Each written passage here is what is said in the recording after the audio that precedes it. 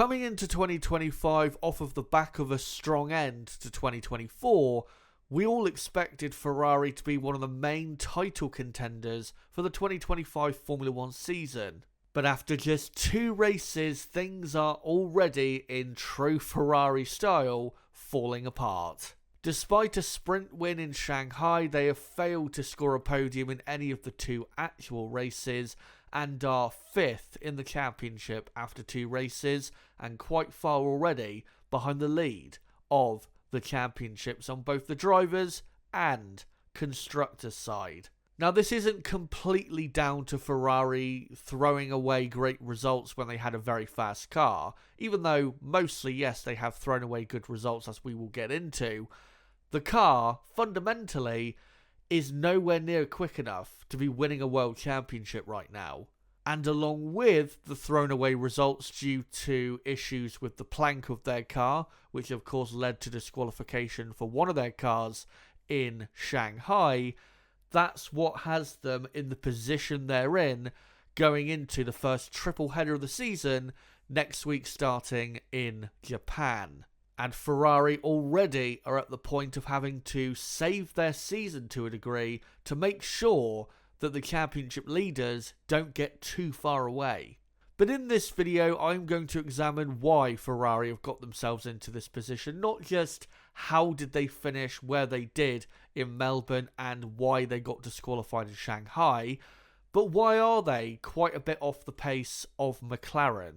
And I'll also get into why, in my view, the Constructors' Championship is already gone for Ferrari, and why the Drivers' Championship, while still possible, this upcoming triple header is absolutely crucial in determining whether Ferrari still have a chance on the driver's side. But before I get into things, guys, make sure to smash a like button on this video and comment down below what have you thought of Ferrari's season so far, and how important are these upcoming races before we get to the European season? Are they as crucial as I believe, or do you think Ferrari do have quite a bit more time to get things right? So for the Scuderia, coming out of pre-season testing, we knew they didn't have the fastest car. I think it was pretty clear, just judging from the comments and the body language of the teams, that McLaren were the team to beat coming out of pre-season testing. But the thought was that Ferrari were not that far behind and could still compete to a degree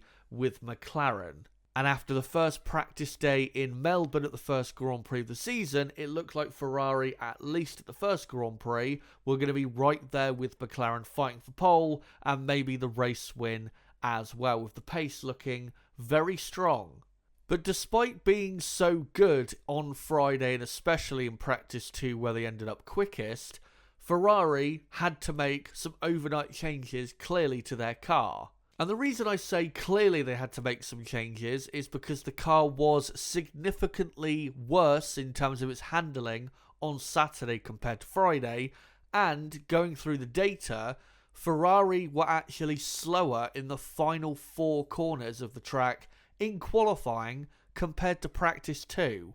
Now, the assumption is, as to where their pace went from Friday to Saturday in Melbourne, is that they had to raise the car due to plank wear.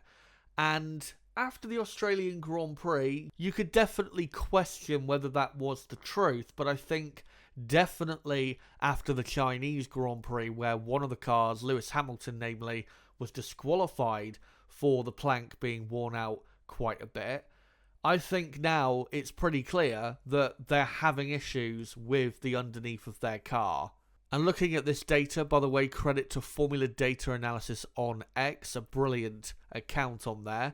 Ferrari's changes, which again were probably to limit the plank wear on the car, absolutely ruined what they had initially going into qualifying. For example, being 8 kilometers an hour slower in turn 11, having to lift more in turn 12, of course that being 2 critical corners in the final lap, and also losing a couple kilometers an hour in turn 13, that being the penultimate corner. But not only did Ferrari do that and they lost clearly a bit of pace and the handling was just overall worse compared to Friday, In the final laps of Q3, both Ferraris failed to do really a good enough lap that was really anywhere near the potential of the car, which is why they ended up on the 4th row when really they could have ended up P4 rather than P7 at best. Many Ferrari fans out there coped that maybe Ferrari had a wet setup on because we all knew going into Sunday it was going to be a wet race, but very quickly in the race it was proved that was not the case, as Ferrari were well over a second a lap slower than McLaren, which again would have been due to the raising of the car and the loss of grip and downforce compared to what they had earlier on in the weekend, and the lack of race pace that Ferrari do currently have compared to McLaren, which we saw to a degree in testing with the long runs in Bahrain. And the combination of those two, plus some strategy errors and just hilarity on the radio, led to Ferrari finishing 8th and 10th in the first Grand Prix in Melbourne, where just a year ago they had a 1-2. But of course, it is only the opening race. There's been big teams who've had disastrous opening races before and still won the championship. Ferrari, for example, back in their domination period in 2003, locked out the front row in Melbourne, ended up only 4th with the main car Michael Schumacher, whilst Rubens Barrichello retired early on after crashing heavily into the barriers. And as we know, only just Ferrari went on to win both championships. But going into the Chinese Grand Prix just a week later, we knew it was going to be dry, and we knew, given the layout of the circuit, this would be a much more true indication as to just how quick the Ferrari car is and how quick it is compared to McLaren, and just overall what the true potential was. And after Friday and the early part of Saturday, you would think Ferrari had a championship winning car, as Lewis Hamilton got pole for the sprint race and then comfortably won the sprint race. But at that point of the weekend, McLaren I don't think had quite sorted the setup on their car. Same to a degree with Mercedes-Benz. Plus, Ferrari had the benefit with Lewis Hamilton of running in clear air and not damaging their tyres compared to what then went on to happen in the race. So their tyre wear looked a lot better than it probably actually was in reality. Then we got to qualifying. Ferrari barely improved on the best time they did in sprint qualifying and ended up only on the 3rd row of the grid. But there was hope that if Ferrari could replicate the pace from the sprint, maybe Ferrari could at least get onto the podium, which would be a good result coming out of the Chinese Grand Prix weekend to give them a good boost, points-wise and morale-wise, going forward.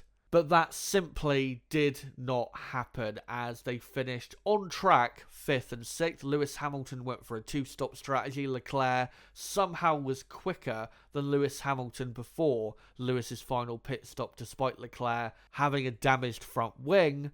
And Ferrari in the race were around half a second per lap off the pace of McLaren on average during the Grand Prix, which is about right for what we thought their race pace was compared to McLaren coming out of Bahrain. And of course, the Bahrain circuit is much more suiting towards the Ferrari car than the Shanghai circuit was going to be. So it was not necessarily very damning of the Ferrari car.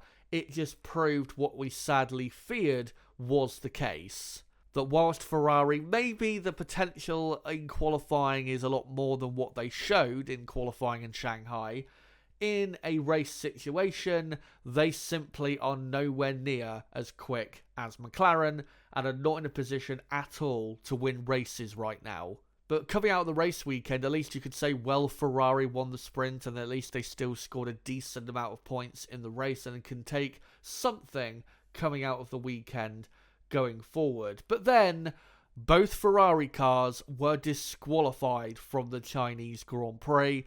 Leclerc disqualified because he went for a 1-stop strategy and the car was just slightly too underweight once it came to the weighing after the race, in a similar disqualification to what happened to George Russell back at Spa last year. Whilst for Lewis Hamilton, it was excessive plank wear. complete disaster for the Scuderia, which is why they are now in the positions they are in the Constructors' Championship and on the driver's side as well.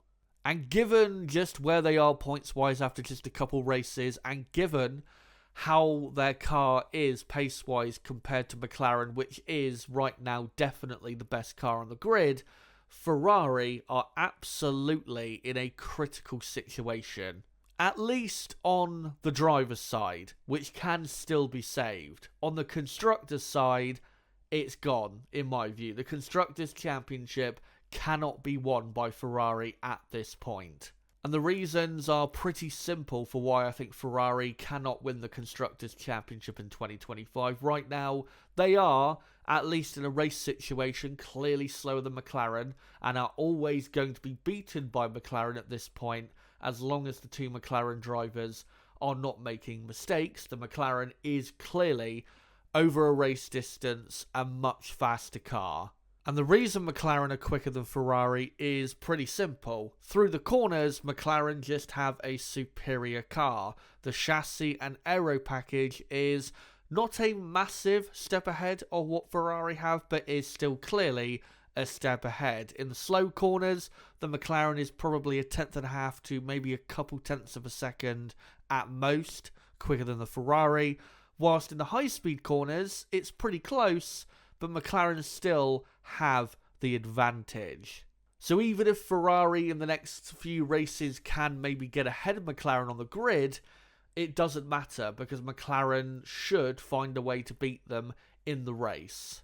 They are just way too far behind for their drivers even to make that difference to maybe just about beat McLaren in any of the races we are going to in the next few weeks. And of course, the only solution to catching up to McLaren is upgrades. Ferrari, though, are going to need one pretty big upgrade if they're going to get onto the point where they are just as quick, if not quicker, than McLaren. But also, we have to remember who Ferrari are.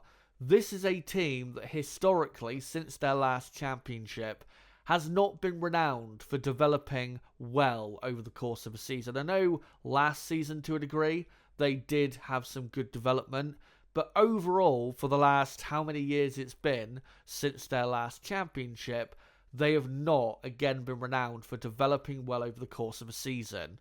And in most years since their last championship in 2008, the car they start the season with, a lot of the time, tends to be as good as the Ferrari car will be over the course of the year and will, a lot of the time, only get worse. We saw that obviously in the championship battles in 2017 and 2018. Clear examples of that in 2022, where they started the year with the best car and by the end of the year were quite clearly slower than Red Bull. And even to a degree last year, they started the year clearly faster than McLaren and Mercedes. They were quite far off Red Bull, did eventually catch up to Red Bull to a degree once we got to the start of the European season. But then, around June and July, completely fell off the pace because of a wonky upgrade. And yes, they did recover that once we came back from the summer break, but in the end, it was too little too late. So I don't really trust this team to make that upgrade work and to get them onto the pace of McLaren. And of course, we're forgetting that McLaren are going to have upgrades of their own and may even pull away from Ferrari over the course of the season. But do you guys really trust Ferrari to outdevelop McLaren and to close that gap and even, say, by the second half of the season have a faster car? I absolutely don't. And that's purely down to the evidence of the last 17 years where they have struggled quite a lot in this area. And even if, let's say by the Emilia-Romagna Grand Prix, the first of their home races at Imola, which is in the middle of May, let's say they do bring a big upgrade by that race that does give them an extra 0.3 of a second or 0.4 of a second that they're missing to McLaren right now and puts them right on the pace of McLaren.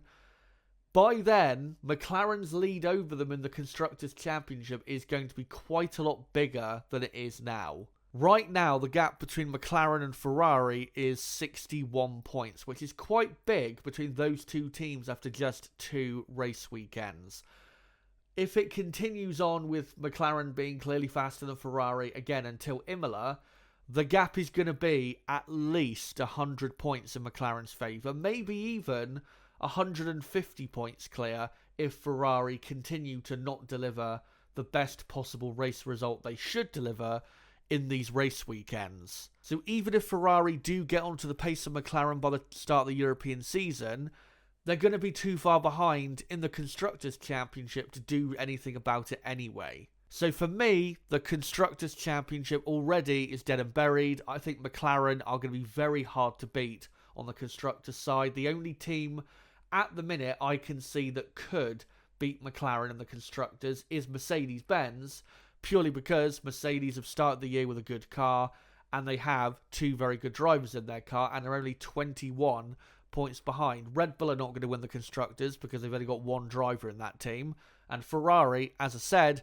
are too far behind, and by the time they can make improvements will be way too far behind to do anything about McLaren in the Constructors' Championship. So already the Constructors' Championship is, at least in my view, thrown away. Let me know whether you think it is or not. But on the driver's side, there is still hope. And the reason there is still hope is because, as we've seen over the years in Formula 1, and last year was a clear example of this, you don't need to have the absolute best car over the course of a season to win the Drivers' Championship. And you definitely don't need to be in a team that is winning the Constructors' Championship to win the Drivers' Championship. Case in point, Max Verstappen last year raced for Red Bull, who finished 3rd in the championship and were about 70 to 80 points behind McLaren by the end of the season.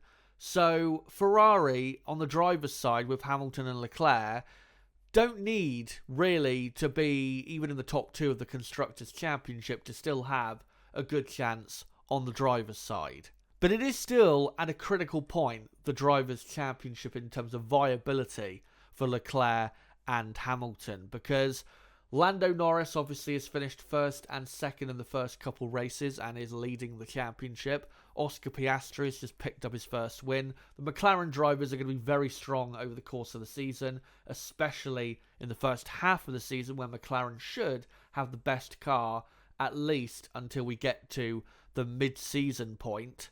And then, of course, you've got Max Verstappen and the Red Bull in a pretty good position right now, only 8 points off the lead of the championship in a car clearly slower than the McLaren.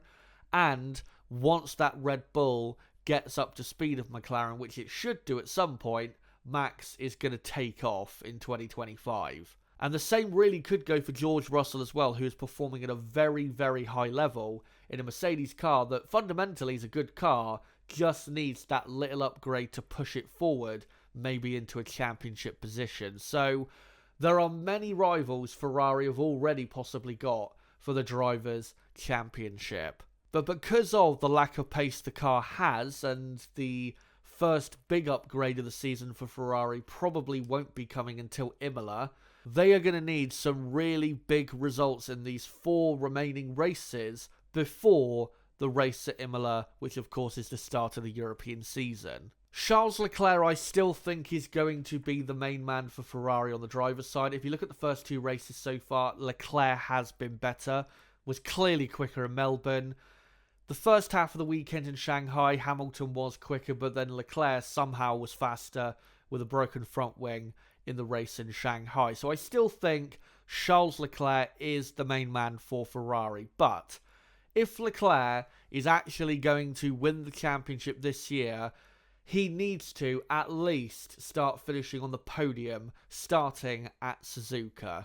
And if we look at these 4 races coming up of Japan, Bahrain, Saudi Arabia and Miami, if Leclerc can finish on the podium at least in all 4 of these races, which he almost did last year, the only race here he did not get on the podium last year was Suzuka and Bahrain, where he finished just behind in 4th place. But if he can finish, say, 3rd in Japan, 3rd in Saudi Arabia and 3rd in Miami, that would be absolutely good enough to bring Leclerc more so into play on the driver's side. But what is absolutely crucial is that if Leclerc can get some podiums in those races, one of these 4 races, he and Ferrari in general have to win. If we get to the Emilia-Romagna Grand Prix in the middle of May and Ferrari are still searching for their first Grand Prix win of the year,